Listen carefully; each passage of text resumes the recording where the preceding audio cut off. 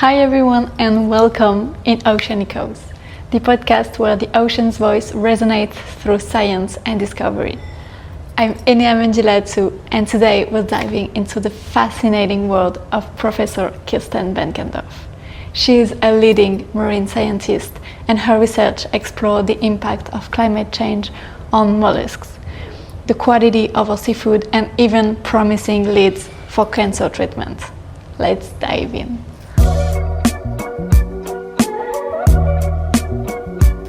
Hi Kirsten, and thank you for being with us today.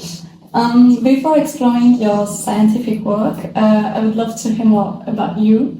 Could you tell us a bit about yourself and your journey in science? Yes, so I guess even as a young kid I always loved nature. So I was one of those kids that used to follow ants around and watch spiders build their webs, and whenever I was at the beach just, finding every shell I could possibly find. So it was really that love of nature I think that inspired me to get into science, and I watched every nature documentary that I possibly could. I wanted to be David Attenborough, but going through that journey of university, I really discovered that I love research. Yeah, thank you.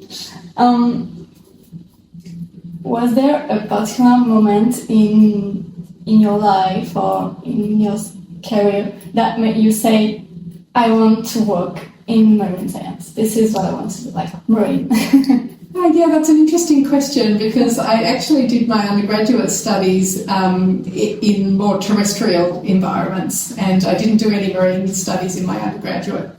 But when I was thinking about what I wanted to do for my PhD, I became interested in the ocean, because at the time that I started my PhD, which was back in 1995, in Australia there was very little marine reserves, so there was a lot more conservation effort on land than there was in the sea. And I really thought that people didn't really understand the importance, and a lot of the marine conservation was around the Great Barrier Reef, which was all tropical reefs, but around the more southern coasts of Australia, the temperate reefs are quite different, but I just thought they were beautiful, and I loved all those crazy snails and things that I was finding. So I think that was largely the inspiration to move to the marine environment. Yeah, okay, that's really interesting. Because usually people are going directly in marine science, and so it's really interesting. I did have a little opportunity to do a summer scholarship before I started my PhD, so that was kind of exciting, because I was doing a project where we were actually feeding urchins and sponges, and I was sort of diving down all the time, and it was really hard work actually, but I've always loved swimming, so I think that probably made a big difference as well, that I just love being in water, and it just felt very natural being in the water. So that was definitely a bit of an opportunity, I think, to spend more time in the ocean. It's really relaxing being underwater. What's the biggest challenge you've faced as a researcher? The challenges are kind of constant. I think the main ongoing challenge is probably time and money.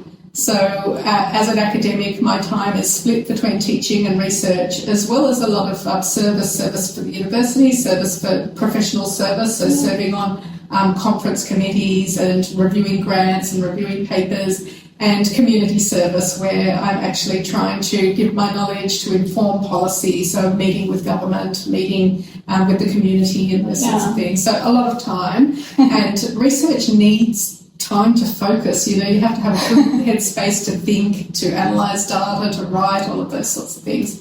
And research costs money, so it is a constant battle finding the funding, and it means that a fair bit of the research time is actually spent writing research grants. And the success rate on most grants is actually relatively low, so you write a lot more grant applications than the actual funding that you get. So that's a bit of a constant challenge, that you have to be persistent, and eventually it will come.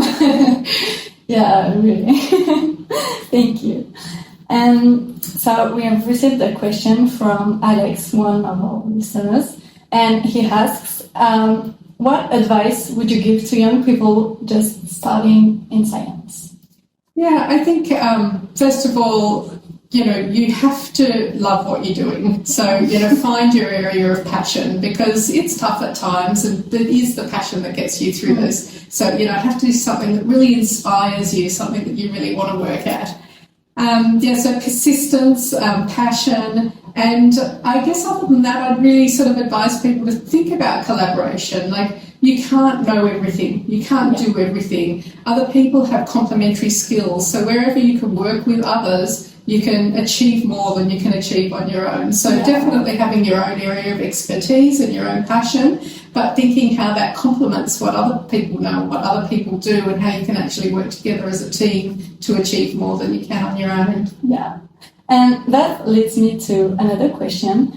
Do you ever collaborate with indigenous communities or local fisheries for your research? Yeah, I actually do a lot of collaborative research, both with the Indigenous researchers and rangers in many different ways, actually. So some ways of doing collaborative work with the Indigenous people is really involving, going out with the rangers on country and collecting data with them and showing them how to collect like that scientifically rigorous data.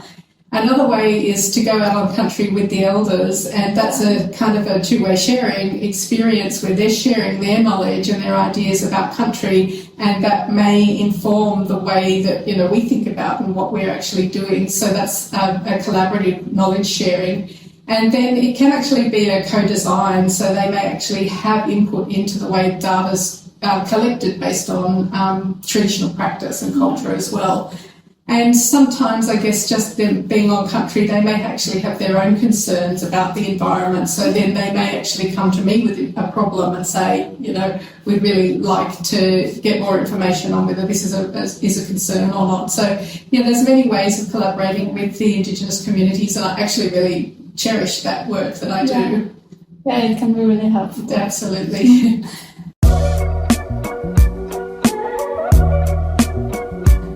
Now that we know more about you and your story, let's dive into your current research and especially how climate change is affecting marine life and molluscs. Yeah, sure.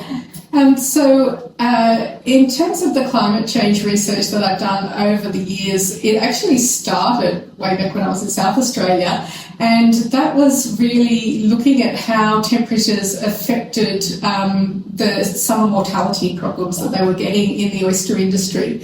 So when the waters would warm up, the oysters were triggered to spawn, so they'd be reproducing, but they put so much energy into reproduction, and then with the heat on top of that, they didn't have any energy to actually, maintain their normal bodily functions. So investigating summer mortality, and we did that in the abalone industry as well. So a lot of that research was really directed around trying to understand how elevated temperature impacted the immune system and their ability to resist disease. Yeah. And certainly what we found was that their immune system went down, and then the pathogens can get in, and things that normally aren't a problem become a problem because they're weak. Yeah. That research then sort of progressed through into other areas of seafood, and again, starting with molluscs, but also looking at other types of seafood, was to really understand how climate change, both temperature and ocean acidification, affects the quality of the seafood, so the actual food quality. And in particular, we were interested in protein, and we were interested in polyunsaturated fatty acids, the omega-3 and 6 fatty acids that are really good for fish oils.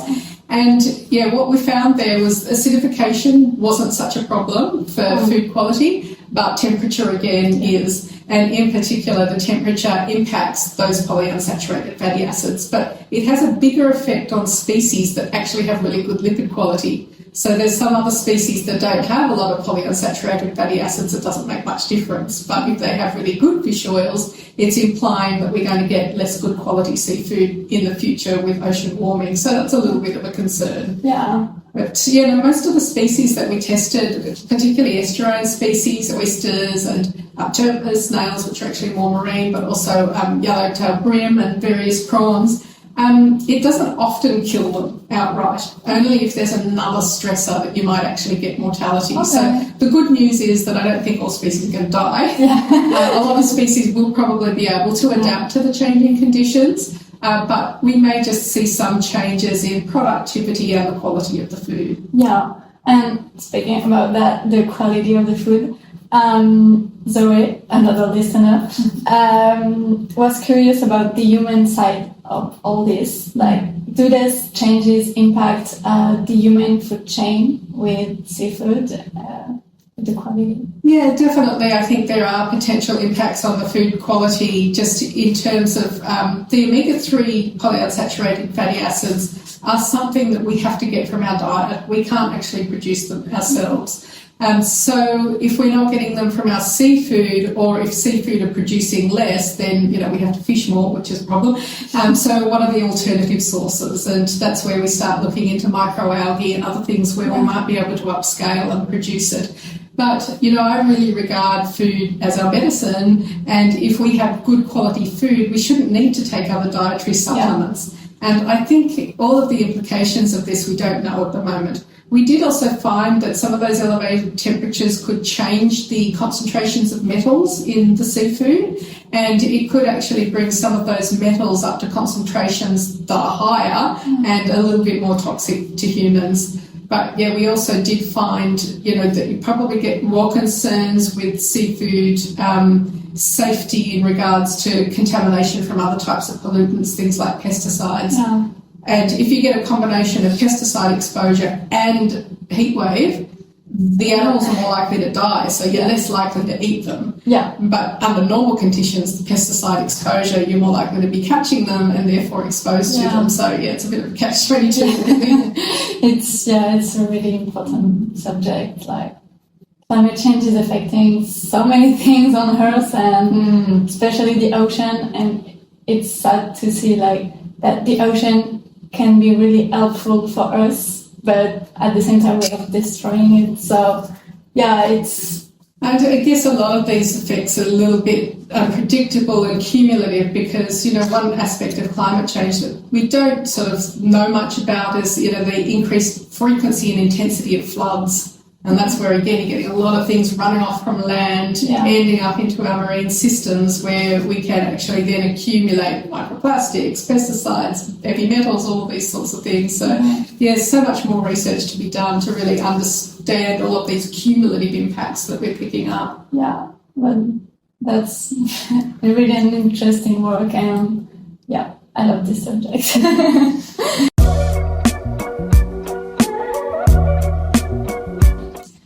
Alongside your work on climate impacts, you're also leading some fascinating research into the medical potential of molluscs, especially compounds with anti-cancer and anti-inflammatory properties. So let's explore that side. My first question is, how did this idea of research came about? How did you thought about this? It's a really good question, and I guess like all research, it kind of evolves over time to get to the point where I was doing the anti-cancer research was actually a longer route. So initially I was looking at antibiotics because I thought that organisms that live in the sea have to defend themselves against pathogens. And in particular, I started looking at the eggs of molluscs, which are really high in protein, really high in sugars, polyunsaturated fatty acids, all these sorts of things are in the egg masses. And so I guess why aren't the bacteria getting in there and causing infection? So I started with the antibiotics, and I found a really interesting antibiotic in a fairly common what we call a whelk or dog whelk. I'm wearing it. This species, it's a small version, it's much bigger. But it's a predatory snail, and it produces these egg capsules that had a really interesting antibiotic in it. And when I tested it, I found the antibiotic was much stronger than penicillin, and there was quite a bit of interest in it. But to have a useful antibiotic, you have to be sure that it won't kill human cells. So you want it to kill the bacteria, but not kill the human cells. And the usual way to test against human cells is to take some cancer cell lines. The tumour cell lines grow much more easily than a fresh human cell. Okay. So in the course of testing my antibiotic compound, I tested not only that one, but some of the other molecules in the snail. And what I found was that the antibiotic didn't kill the human cells, but two of the others did. So it was kind of like one of those serendipitous discoveries, really. And that was pretty exciting. And in the first instance, we tested them against some leukemia cells. So from there, we sort of moved on and started testing against colorectal cancer, because it is actually an edible snail, but people eat them. And so we wondered whether it might help with colon cancer. And we also tested against a range of female reproductive cancers. And this is because in this family of molluscs, they've been used for traditional Chinese medicines, and in also some other types of medicines, including homeopathy and other things, where they were actually using them to treat women's problems, including cancer and uterine cancer. So this kind of led us to testing some of those female reproductive cell lines. But the most interesting activity was with the colon cancer. And what we found was that it was actually able to prevent the formation of a tumour in these mice that we were testing. So we had to test in animal models. Yeah. So that was pretty exciting. But it's very difficult to develop a new anti-cancer agent, really difficult. And so we started exploring the anti-inflammatory activity, and that's in part because polyunsaturated fatty acids have really good anti-inflammatory activity, so I thought maybe around this idea of functional food that we could show that they had some really good properties. But I also found that one of those compounds that had anti-cancer activity also had really good anti-inflammatory activity. And I think part of the mode of action, the way it works, is a common pathway between cancer and inflammation. So, yeah, that was a really exciting finding, and I think it really does have a lot of potential for development as, you know, a medicinal food or a nutraceutical, or, you know, something that we can actually, you know, use for helping medicinal problems. But on top of that, in the course of doing the research, this compound is in a class of compounds we call indoles, so that's the structure of the chemical. And indoles, there are some indole drugs on the market, and there's not that much known about how they work, but because this mollusk one is brominated, we were actually able to track it in the mouse models and actually see where it was working and what its degradation products were. So it actually proved to be a really interesting model for studying indoles more generally in a medicinal chemistry sense, actually understanding how they're degraded and what sort of toxic byproducts that they might actually produce. In the course of doing that research, what we found was that the pure compound, the 6-bromo indole, actually had less side effects than the mollusk extract. So I was kind of expecting, it's better to have the extract directly from the mollusk, but the pure compound actually produces less side effects. So that was, really interesting research. That's amazing. Definitely worth exploring further. And this research took how many time? This research has been going over 20 years. Wow. It's nothing's fast. It's sort of like an accumulation of a bit of knowledge here and a bit of knowledge there. So because it's not funded by a big fund. So you could do research much bigger if you had a whole large team of people working on it, but it's me and my PhD students and some postdoctoral research fellows. So, it's contributed to a number of students' PhDs actually over the years. So it's just sort of accumulating over the years. Wow, that's incredible. Like how we can evolve in science and discoveries, and especially with the ocean. You never know where it's going to lead. I think that's why it's so exciting, because you start on this line and then it takes you there and then you go there, and then in the meantime there's all this other knowledge, and then you meet other people who have a technique that you can use, or something else to try. So it's pretty exciting. You know where you start, but you don't know where. You never know where you're going to finish. Yeah, that's amazing. What stage are you currently with the anti-cancer compounds? So are they still in preclinical tests? So when the phases of research typically begin with the isolation of the chemical and preliminary testing against cancer cell lines in culture. And once you establish that you've got anti-cancer activity, you can justify going into a mouse or a rodent model, usually a rodent model. And to get registered as a drug, it has to be, first of all, demonstrated that it's not toxic in an animal model, and secondly, that it's effective in the way that you would expect it to be in an animal model. So, and you have to have 2 animal models before it could actually be moved to be registered as a drug. So we've just demonstrated that it's not toxic to rats in rat model, and there's actually very little side effects. The only side effect was that the rats tended to wee a bit more, and that's actually not uncommon with a lot of, you could get those sorts of problems with the kidneys. It's an unusual compound that the body has to process. So that was positive. And then we've tested in mouse models for the colon cancer prevention, and we've done a short-term model and a longer-term model. So, that's actually showing that it's effective in the animal, and we've tracked it through the body so we can see where it's working. So that's all pretty exciting.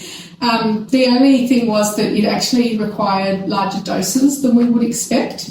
And that's making it less competitive as a drug, as a lot of other anti-cancer compounds can be used at lower concentrations. So it's not so suitable for a pharmaceutical, and that's why we were more interested in that nutraceutical or functional food type model. So then you've got to think about how can we produce enough of it? And that's where you've got to go back to the aquaculture and say, well, can we actually produce these snails in larger quantities? And it's actually really difficult to get funding for new species aquaculture. Yeah. I was totally shocked how difficult it was, but it's really difficult. So that's kind of where we've got stuck, that we haven't totally closed the life cycle of the snail yet. So we can't guarantee a sustainable supply. And you can't sort of move into a human clinical type trial unless you can actually demonstrate that there is enough supply to support, that person to take it for as long as they might need to take it, or, a group of people because it's a clinical trial. So that's kind of where the research is at now. But it's progressed quite a long way. And do you remember what you feel when you discover that maybe there was how can I say it? Like, do you remember how did you feel when you realized that maybe you had found something that can change everything? I mean, the first big breakthrough was back during my PhD when I realised how strong the antibiotic was. And I do a lot of work at night. I don't know why some people do. I'm a night owl. And I think I must have been the only one in the building at the time, but I was sort of looking at these results in the microbiology lab and comparing it to penicillin, and I just could see it was active at much lower concentrations. And the first time I saw that, I was so excited. And you're in a biosafety cabinet, so you've got all of your gear on, and I had to take all my gloves off, and I'm taking off my lab coat and cleaning myself up, and so excited. And then I went out to tell people, and no one was in the building. I'm running around the corridors looking for someone to tell, but I was just so excited. So I mean, there have been a few other breakthrough moments like that, it is really exciting. I think just to have these sort of breakthroughs and go, it's really, I'm doing something that's worth doing. This is really, really good stuff. Yeah, and I think that's also why I'm in science, because of this excitation when you found something or searching for things. So it's pretty exciting. It's definitely worthwhile. So as we were talking about medical applications, Marcia, another listener, sent a question, and she asked if those discoveries are promising for breast cancer. Yes, so we have actually been able to show in cell culture that the anti-cancer agent can kill breast cancer cells, but we haven't taken that through the next stage to the animal models. So, I mean, it's not, I couldn't advise someone doing these snails for breast cancer because we just don't know if it would work. Things don't always work in the body the same way that, they might against a cell culture. But there are some other molluscs, in particular sea slugs, these big sort of green slugs, where they have found some of the most potent anti-cancer agents against breast cancer cell lines, and they are actually through animal trials, through those preclinical trial phases and into clinical trials now. So yeah, this snail may not be the answer, but there's another mollusk with products that are on the market, and actually they have proved sort of active against prostate cancer as well, but the activity was originally found for breast cancer. The other thing I'd say about the mollusks that I work on is that they have very interesting hormone modulating activity. So we have tested them in a number of steroid type assays and against progesterone and estrogen. And at some concentrations, under some nutrient conditions, they will stimulate estrogen production, and under other concentrations and conditions they'll actually inhibit it. So it's not a simple, it inhibits estrogen or it stimulates it. It actually can do both, and so it's more sort of like modulating hormone activity. And that, I think, might be why they were traditionally used for women's problems. So, yeah it's interesting. Wow. A really good job. So that was all my questions. So thank you so much for joining us today and taking us behind the scenes of your research. My pleasure. Thank you for having me. And it has really been an honor to learn from you and your work. Thank you. Thank you for listening to this episode of Ocean Echoes. A big thank you to Professor Kirsten Benkendorff for sharing her insights and time. If you found this episode inspiring, feel free to share it and follow us for more upcoming explorations.